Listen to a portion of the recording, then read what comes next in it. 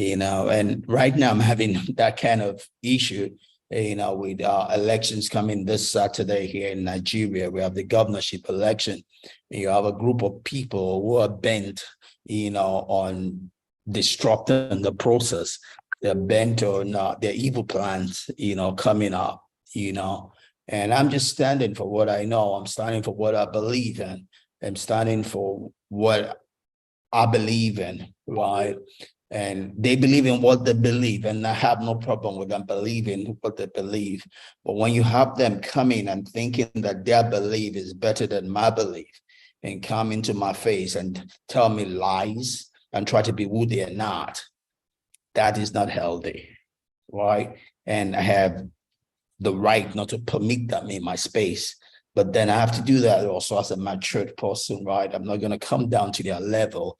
People come, young people that have no respect, probably it's their culture or whatever it is, and feel they can talk to you anyhow. Social media, right? I have to be careful that I don't come down to their level, so I have to address that with maturity without still allowing them space, or rent in my circle. I have to find a way to manage them without getting to the mode that they are in, right? So, yeah, and it's typical right now, but it's something we do every day of our lives. You have to know the people you allow into your sanctuary. The temple, Moses is very exemplary in this wise. In that temple, you have the sanctuary, the Holy of Holies. You have the inner place, right? And you have the outer court, right? Everybody can stay on the outer court, right? That is none of your business, right? Just keep everyone on the outer court. You have to be worthy to come into the inner circle. You have to be someone I can engage with, someone I can reason with, someone that can reason with me, right? Not someone that's trying to witchcraft me, right? But someone we can engage on the mutual beneficial level, right? We can pour into one another, right? We can work together, right? Not one trying to oppress the other. But after that, then that is for a set of people, right? Who would then call people that might be a part of your tribe, right? But there is the inner circle also, who are the people that are closest to you, people that can touch your heart, people that can injure you, people that can wound you, people you expose yourself to, right? That is the holiest of all. Right. So you have three places you can place people. And the outer court is everybody. I relate with everybody. I love everybody. I give people the benefit of a doubt. Right. What you score out there will determine whether you can come into the inner place. For me, place where I can now begin to interact with you on a higher level. Right. And what we get from that, the result of that will determine whether I can open up my sanctuary to you, right? So not everybody can be in my sanctuary. Not everybody can be my friend, right? Some used to be, they're falling out, right? Because they were not genuine, they were not real, and so it all depends on where you come from, right? But people generally know they're in that three structure, right? Outer court, inner place, the sanctuary, right? Jim Brown puts it this way. He says the average of 5 people you're closest to, that's who you are, because the people you allow in your space affect who you are, right? They affect who you are. When I came out of that 11 years of pursuing a relationship, I was torn apart. I was messed up emotionally. I was messed up emotionally. I didn't have my self-respect. I didn't have my self-love. I didn't have my self-confidence. I didn't have my self-image in place, right? I had to build from that place, right? I had to build from that place, but I came out of there broken. I came out of there torn apart, right? Less than human, right? And I had to build myself back, right? Because that was the environment I had exposed myself to. I had exposed myself to a place where someone was used to rejecting my person, right? And unknown to me, that was destructive, to who I am. But I kept exposing myself to that because I didn't know better, right? But thank God, right? That's behind me, But you have to be careful the people you relate to it because they affect you, right? They are either going to make you or destroy you, right? They're either going to take you to your destiny or take you away from your destiny, right? Someone says as we grow, as we get older, we don't lose friends. We just find out who the real ones are, right?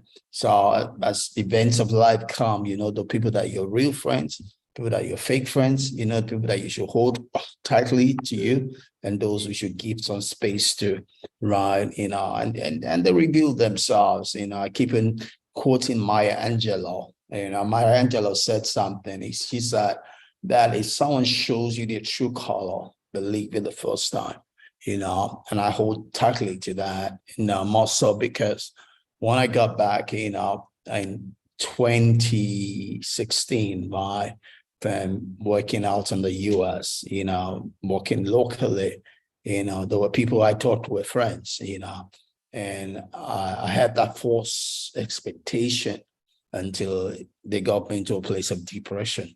As I then look back, and had to um,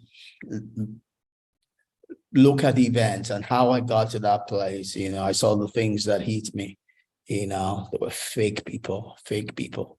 Someone I'm supposed to have known for years and I thought had my back was a demon that was causing all the trouble around me.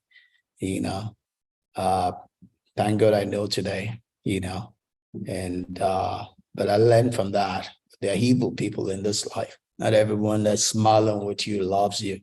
Not everyone that's smiling with you wants the best for you. My church that I left, had some big, face off, which I stayed back through. But if I have to do all of that again, those were signs my time was up in that environment. When your time is up, you would know things will happen around you, and the longer you stay, you're probably delaying the hand of destiny.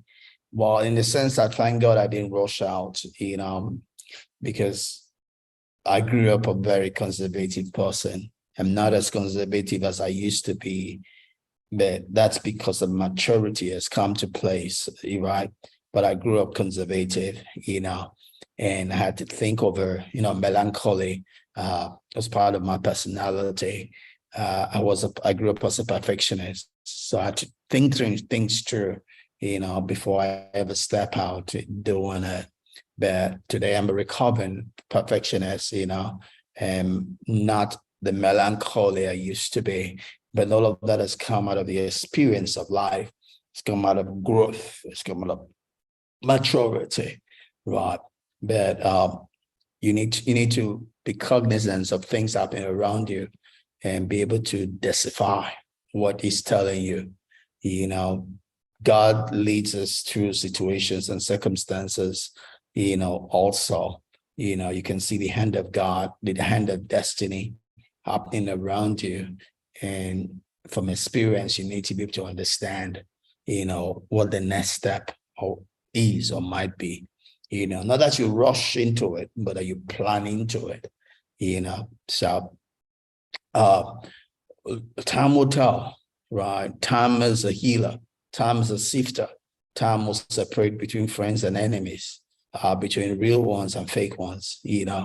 Through my time of depression, I can tell who's for me, who's not for me. They're probably innocent ones, but I know where to put each person. But it's not come because I just castigate people. It's come because the sifting of time. tells who to give priority to in your relationship, who's worth it and who is not. Some people are going to leave, but that's not the end of your story, because people leave your life. It's not the end of your story. You had a life before they came. You will have a life after they leave. There's no one that's indispensable in your life, but you had a life before they came. You will have a life after they leave, right? So don't be torn apart because someone left your life. They left your life so that someone better can come. That is the way life works. That's the way life runs. In every adversity, there is a seed of a greater reward. There's a seed of a greater reward, right? For everything that happens to you. Someone leaving is because someone better is coming, right? So two things you will never have to chase is true friends and true love, right? Everyone that's true in your life will gravitate towards you. True love will gravitate towards you. Whatever is yours will come to you, right? It's like what we call the home-seeking pigeon, right? He's always finding his way back home. No matter how far you take it away, he finds his way back home. And that's what Asians used to use for as a postmaster, right? You just tie your message to the leg of the pigeon. It will find its way back home no matter where it is. All right. So it's true love. So it's true friends, right? They will come to you. Just be yourself. When you're yourself, you will cause to gravitate towards you. The friends that are yours, the love that is yours, right? Don't change yourself to have a friend. Don't change yourself to have love. That which is yours will come. That which you're forced to come will leave, right? That which you allow to come your way because of who you are will stay, right? So that's important. All right. So Bethany was saying that I'm careful to create a circle, people who are authentic, sincere, and have positive energy. You want to be the master of your destiny, right? The captain of your soul. You want to be the captain of your soul, the master of your destiny. You determine where the ship is going to go, right? You determine where the ship is going to go. So you determine the people you want around you, right? She's saying that those people she wants around that are authentic, they're sincere, and they have positive energy. That's something we can all take away from her. You want people that are authentic, people that are true, right? You want people that you can trust, you can rest on, you can depend on, right? And they had to you, right? So friendship and relationships involve caring and a sense of selflessness, right? Your friends are the people that care for you, that are there for you, and people that can make sacrifices for you, and I do have people like that. As much as I know people that I cannot trust, there are people that I know the answer will be no, and there are people that I know the answer will be yes, right? And it's, you have friends, you want to, those are the kind of friends you want. You don't want people around you that will not make sacrifice for you, right? So if you're friends with someone, you genuinely care about the other person and are there for them in times of need. That's what it is. Friends are there, to rejoice with you and also to comfort you in the day of need.